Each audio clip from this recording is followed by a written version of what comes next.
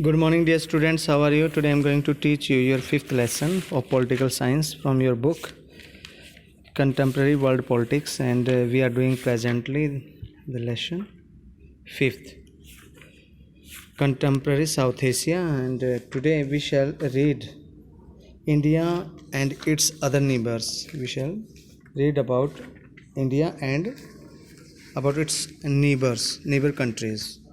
भारत और उसके पड़ोसी देशों के बारे में हम पढ़ेंगे. So let us begin.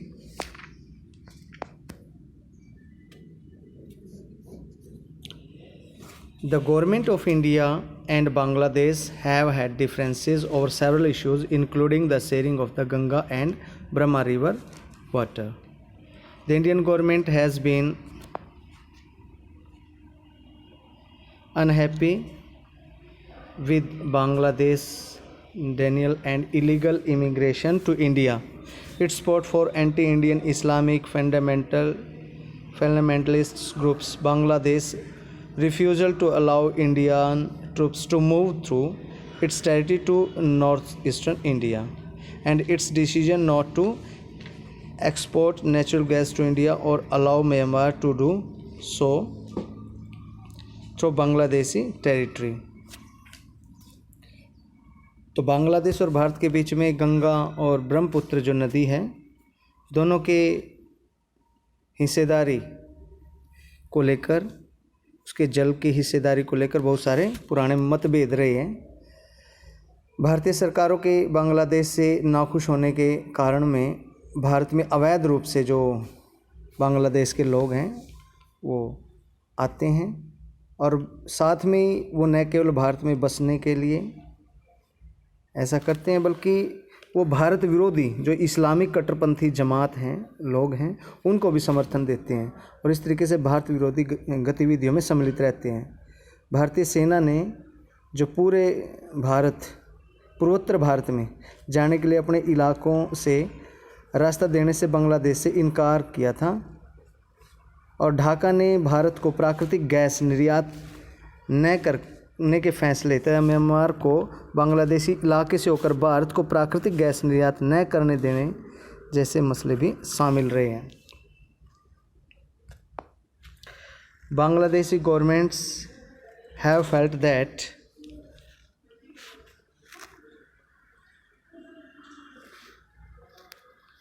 Bangladeshi government have felt that the Indian government behaves like a regional bully over the sharing of river waters, encouraging rebellion in the Chittagong Hill tracts, trying to extract its natural gas, and being unfair in trade.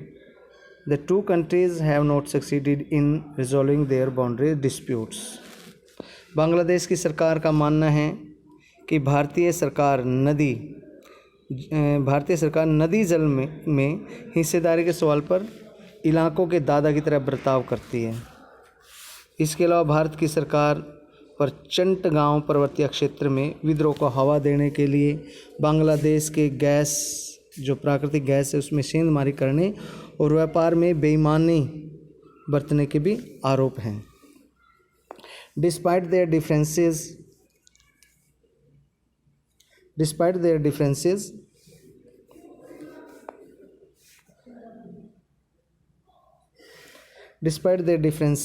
India and Bangladesh do cooperate on many issues.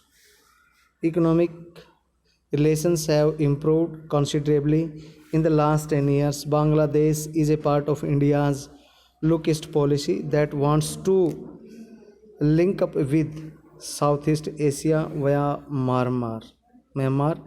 On disaster management and environment issues, the two states have cooperated regularly. Efforts are on the broaden the areas of cooperation further by identifying common threats and being more sensitive to each other's needs. तो विभेदों के बावजूद भी भारत और बांग्लादेश में कई मसलों पर आपसी सहयोग वो करते हैं. पिछले 20 सालों के दौरान दोनों के बीच में आर्थिक संबंध बहुत ज़्यादा बेहतर हुए हैं. बांग्लादेश और भारत के लुक ईस्ट और 2014 से एक्ट ईस्ट नीति का एक हिस्सा है। इस नीति के अंतर्गत म्यांमार के जरिए दक्षिण पूर्व एशिया से संपर्क साधने की बात की है। आपदा प्रबंधन में और पर्यावरण के मसले पर भी दोनों देशों में निरंतर सहयोग किया है। 2015 में दोनों ने कुछ पर्यक्षेत्रों का आदान प्रदान भी किया। इस बात के लिए भी प्रयास किए जा रहे हैं कि साझे खतरों को पहचान कर तथा एक दूसरे की ज़रूरतों के प्रति ज़्यादा संवेदनशीलता बरतकर सहयोग के दायरे को बढ़ाया जाए। ऐसे वहाँ पे काम किए जा रहे हैं। Nepal and India enjoy a very special relationship that has very few parallels in the world. A treaty between the two countries allows the citizens of the two countries to travel to and work in other countries without visas and passport.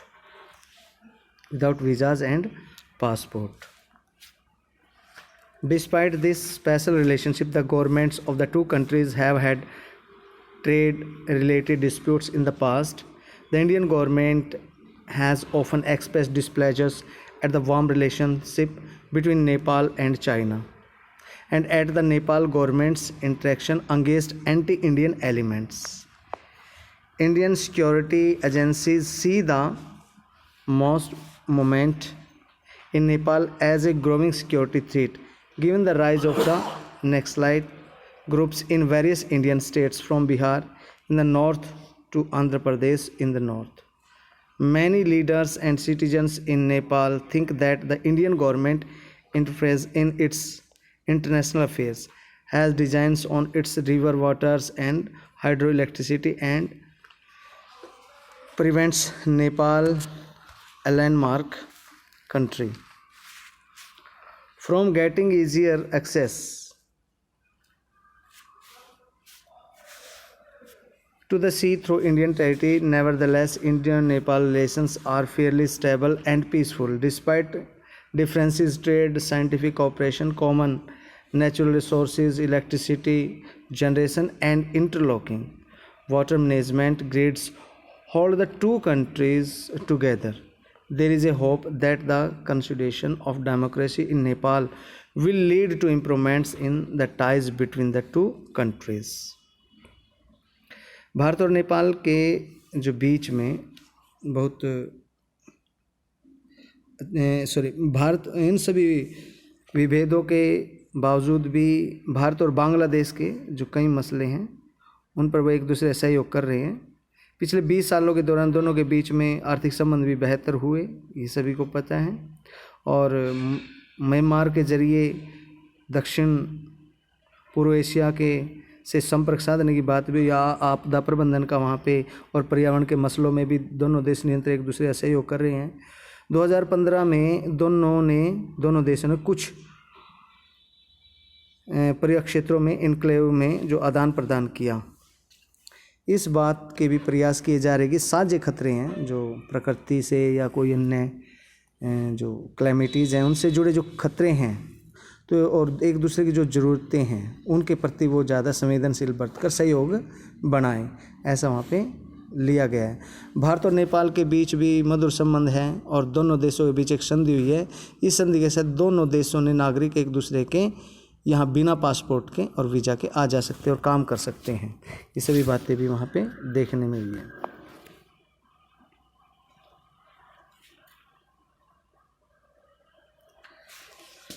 तो खासे संबंधों के बावजूद भी दोनों देशों के बीच में जो व्यापार है, वो मनमुटाव थे, वो भी वहाँ पे दूर हुए हैं। तो ऐसा यहाँ पे देखने में आया है। नेपाल और चीन के साथ दोस्ती की बात जहाँ पे देखें तो भारत सरकार ने अक्सर अपनी अप्रसन्नता जताई है कि नेपाल का और उसके दोनों के आपसी संबंधों को देखकर नेपाल सरकार है जो भारत विरोधी तत्वों के खिलाफ कदम नहीं उठाती। इससे भी भारत की जो नेपाल सरकार है भारत विरोधी तत्वों के खिलाफ कदम नहीं उठाती। इससे भारत को नाखुशी है। भारत को चाहिए, नेपाल को चाहिए कि वो भारत के साथ चले और अपनी वो नाखुशी जाहिर करे, क्योंकि छोटी से छोटी ज़रूरतों के लिए जो नेपाल वो भारत के साथ जुड़ा हुआ है, कोई अलग राष्ट्र नहीं है। जो भारत के साथ ही उसके सभी जो उसकी प्रार्थनाएं हैं वो जुड़ी हुई हैं, और इसके लिए प्राप्ताओं को उसको पूरा करने के लिए भारत के साथ सहयोग करना जरूरी होता है। नेपाल सरकार भारत विरोधी तत्वों के खिलाफ कदम नहीं उठाती, इससे भी भारत नाखुश है। भारत की सुरक्षा एजेंसियां नेपाल में चल रहे माओवादी आंदोलन को अपनी सुरक्षा के लिए खतरा मानती है, क्योंकि भारत में बिहार से लेकर आंध्र प्रदेश तक विभिन्न प्रांतों में नक्सलवादी समूह हैं, उनका उभार हुआ है। नेपाल में बहुत से लोग ये सोचते हैं कि भारत की सरकार नेपाल के अंदरूनी मामलों में दखल दे रही है, और उसने नदी जल और पन बिजली पर आँख गड़ाए हुए हैं। चारों तरफ से जमीन से घिरे नेपाल को लगता है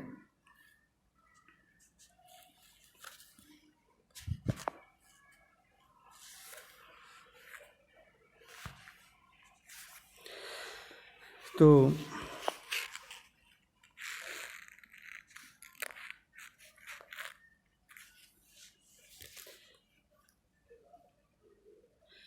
भारत को अपने भू क्षेत्र से होकर समुद्र तक पहुंचने से वो रोकता है, ऐसा नेपाल का मानना है। लेकिन जो भारत नेपाल के संबंध एक मजबूत और शांतिप्रिय पूर्ण है। बहुत सारे मतभेदों के बावजूद भी दोनों देश व्यापार, वैज्ञानिक सहयोग और साझे जो प्राकृतिक संसाधन है, या फिर बिजली उत्पादन है या जल प्रबंधन है, वो ग्रिड मसले पर एक साथ हैं। नेपाल में जो लोकतंत्र की बहाली से दोनों देशों के बीच में संबंधों को और ज़्यादा जो मजबूत होने की उम्मीद बंदी है। तो बहुत सारी यहाँ पे ये बातें देखने को मिलती हैं।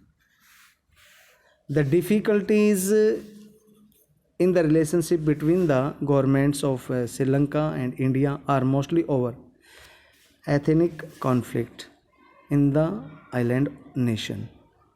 Indian leaders and citizens find it impossible to remain natural when Tamils are politically unhappy and are being killed. तो श्रीलंका और भारत की सरकारों के जो तनाव हैं, इस द्वीप में जारी जितने भी जो जातीय संघर्ष हैं और जो तमिल की आबादी है उसका राजनीतिक रूप से वो सभी नाखुश हैं, उन्हें मारा जा रहा है। ऐसे में भारतीय नेताओं और जनता का तटस्थ बने रहना असंभव सा लगता है। After the military intervention in 1987 the Indian government now prefers A policy of disengagement versus Sri Lanka's international troubles. India signed a free trade agreement with Sri Lanka, which strengthened relations between two countries. India's help in post-tsunami reconstruction in Sri Lanka has also brought the two countries closer. तो 1987 के जितने भी सैन्य हस्तक्षेप के बाद भारतीय सरकार श्रीलंका के जो अंदरूनी मामलों में असंलग्नता की नीति है उस पर अमल कर रही है। भारत सरकार ने श्रीलंका के साथ एक बहुत ही अच्छे से मुक्त व्यापार समझौते पर हस्ताक्षर किए हैं। इससे दोनों देशों के बीच में संबंध मजबूत हुए हैं। श्रीलंका में सुनामी से हुई तबाही के बाद पुनर्निर्माण के कार्यों में भारत ने बहुत सारी मदद की, जिससे भी दोनों देश एक दूसरे के बहुत करीब आए।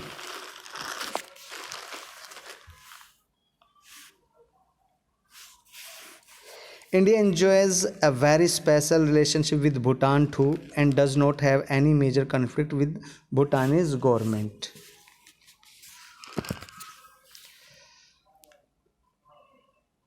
The efforts made by the Bhutanese monarch to weed out the guerrillas and militants from northeastern India that operate in his country have been helpful to India.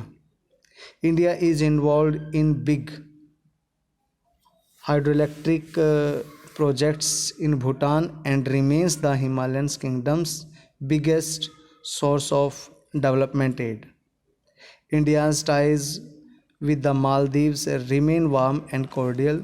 In November 1988, when some Tamil mercenaries from Sri Lanka attacked the Maldives, the Indian Air Force and Navy reacted quickly to the Maldives' request to help stop invasion. India has also contributed towards the island economic development, tourism and fisheries.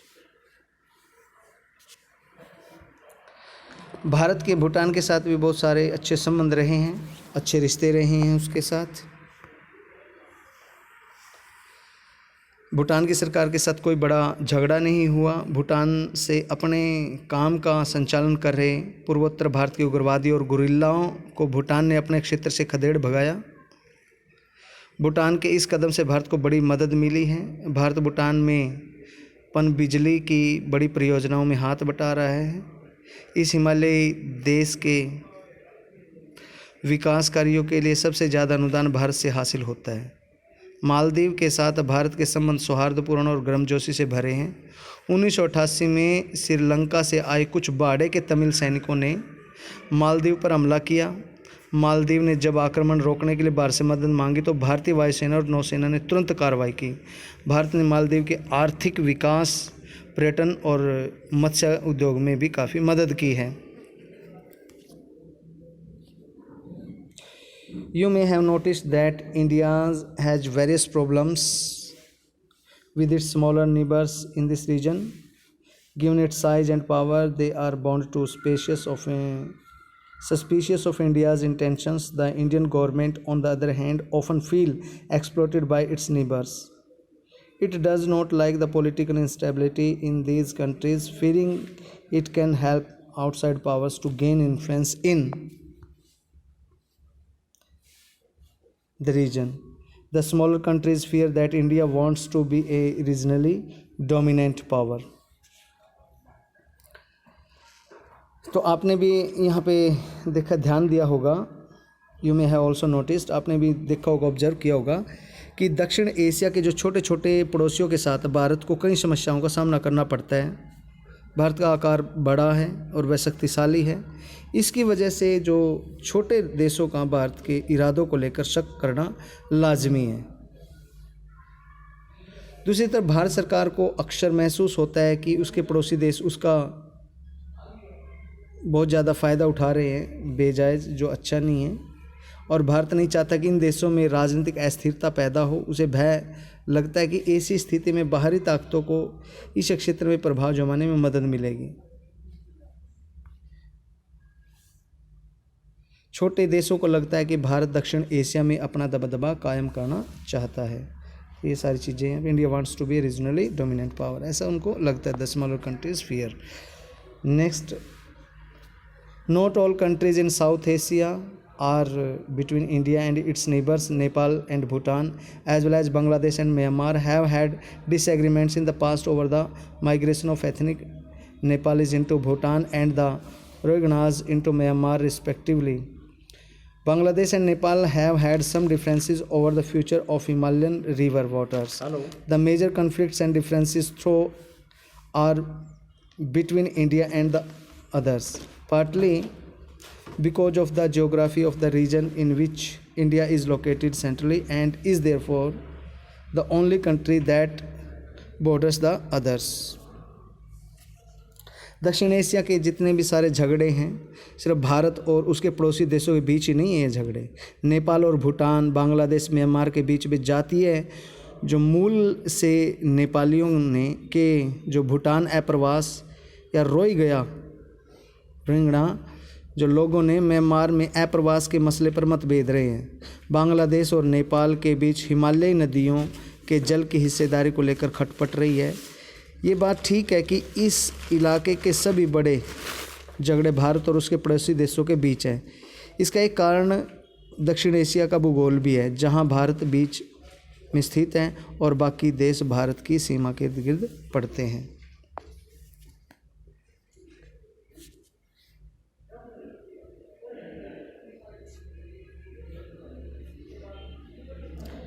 So we have done enough for today. So, next part, peace and cooperation, शांति और सहयोग के बारे में हम जो कल को पढ़ेंगे. So this is enough for today. May Goddess Saraswati bless you. Have a nice day. Thank you. And my dear students, I hope that you are preparing for your examination very well. Whatever may be the consequences, whatever the problems you may face, but still you are firm-footed, I know that you can do better in your examination. So still you should gather up your courage and should try hard. You should maximum time on study. seek a isolated place or go to your study room, or you may either sit somewhere in corner having your book in your hands and just give dedication and devotion. Nothing is impossible, my dear students, because beta, if you have a will, if you have a willpower, you have a understanding, you are mature enough, you understand about your bad and good. So beta, don't waste time. Okay, the time will, this is bad time we are passing through, it will be over soon, but it shouldn't have minimum effects on your study. Minimum means it should not have no effect on your study. Be courageous beta, go on reading, try to understand the concept deeply, go through into it. If you have a good intention beta, nothing can defeat you. Okay beta, and just if you still have any problem, write to me, feel free to write to me, you can make call to me. I'm always there to help my dear students. So beta, this is enough for today. We shall discuss tomorrow. Peace and cooperation. Okay, good day beta.